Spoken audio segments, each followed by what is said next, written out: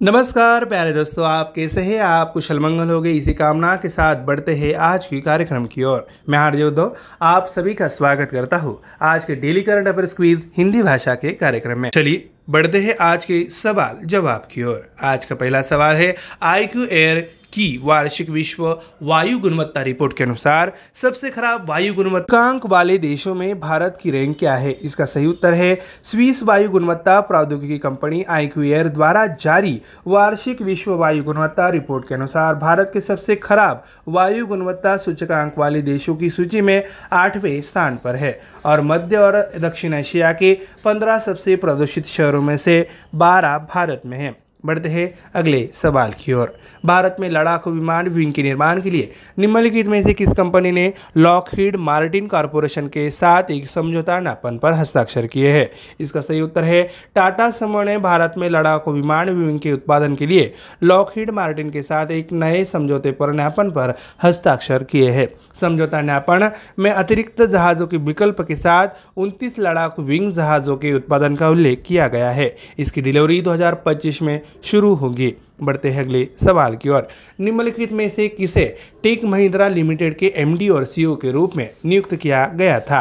इसका सही उत्तर है इन्फोसिस के वरिष्ठ कार्यकारी मोहित जोशी टेक महिंद्रा के नए प्रबंध निदेशक और मुख्य कार्यकारी अधिकारी होंगे। वह CP गुररानी की जगह लेंगे जो दिसंबर में सेवानिवृत्त होने वाले हैं। अगला सवाल है, निम्नलिखित में से किस म्यूचुअल फंड कंपनी ने खुद को बंधन म्यूचुअल फंड के रूप में रिब्रांड किया है? इसका सही जवाब है IDFC म्यूचुअल फंड ने 13 मार्च से खुद को बंधन म्यूचुअल फंड के रूप में रिब्रांड किया है। फंड हाउस के मुताबिक नाम और मालिकाना हक में बदलाव का निवेश रणनीति और योजनाओं की प्रक्रियाओं पर कोई असर नहीं पड़ेगा। अगला सवाल है, निम्नलिखित में से किस बैंक ने महिलाओं के लिए IND सुपर 400 डेज नामक 400 दिनों की एक विशेष सावधि जमा यानी FD शुरू की है? इसका सही उत्तर है सार्वजनिक क्षेत्र के ऋणदाता इंडियन बैंक ने महिलाओं के लिए IND सुपर 400 यानी 400 डेज नामक 400 दिनों की विशेष सावधि जमा शुरू की। इस विशेष FD योजना में नियमित महिलाओं जमाकर्ताओं को 7.15% की ब्याज दर, वरिष्ठ नागरिक महिला को 7.65% की ब्याज दर मिलेगी।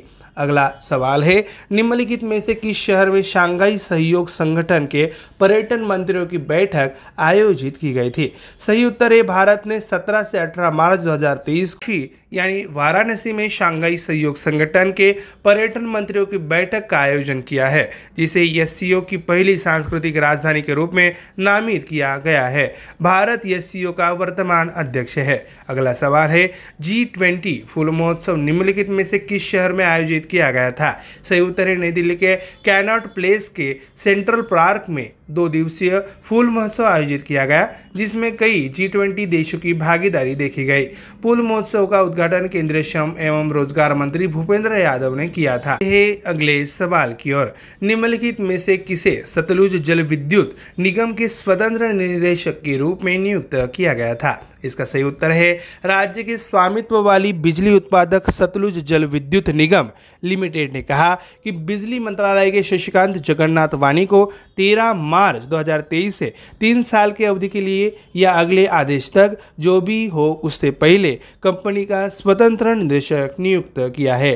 अगला प्रश्न है, किस निम्नलिखित देश के एशले गार्डनर ने फरवरी के महीने के लिए ICC महिला प्लेयर ऑफ द मंथ पुरस्कार जीता? सही उत्तर है ऑस्ट्रेलियाई ऑलराउंडर एग्ले गार्डनर को महिला खिलाड़ियों के बीच फरवरी 2023 के लिए ICC player of the month पुरस्कार नामित किया गया था। दक्षिण अफ्रीकी में हाल ही में संपन्न ICC महिला T20 विश्व कप में ऑस्ट्रेलिया की सफलता के पीछे एग्ले गार्डनर का महत्वपूर्ण योगदान था। बढ़ते हैं अगले सवाल की ओर। निम्नलिखित में से किसने फरवरी महीने के लिए ICC mess player of the month पुरस्कार जीता? सही उत्तर है इंग्लैंड के युवा खिलाड़ी हैरी बुक ने अपने छोटे से करियर में दूसरी बार ICC mess player of the month का पुरस्कार जीता है। इस 24 वर्षीय खिलाड़ी ने फरवरी महीने के लिए यह पुरस्कार जीता। उन्होंने भारत के रविंद्र जडेजा को पीछे छोड़ दिया, जिन्हें उनकी करियर में पहली बार इस पुरस्कार के लिए नामांकित किया गया था। प्यारे दोस्तों, हमारा daily current affairs quiz Hindi भाषा का यह कार्यक्रम यहीं पे समाप्त होने जा रहा है। मैं आरजे उद्धव आप सभी से लेता हुई इजाजत। तब तक के लिए कहीं ना जाइए और सुनते रहिए और भी नए नए कार्यक्रम radio MPSC Guru spreading the knowledge powered by spectrum academy पर। धन्यवाद।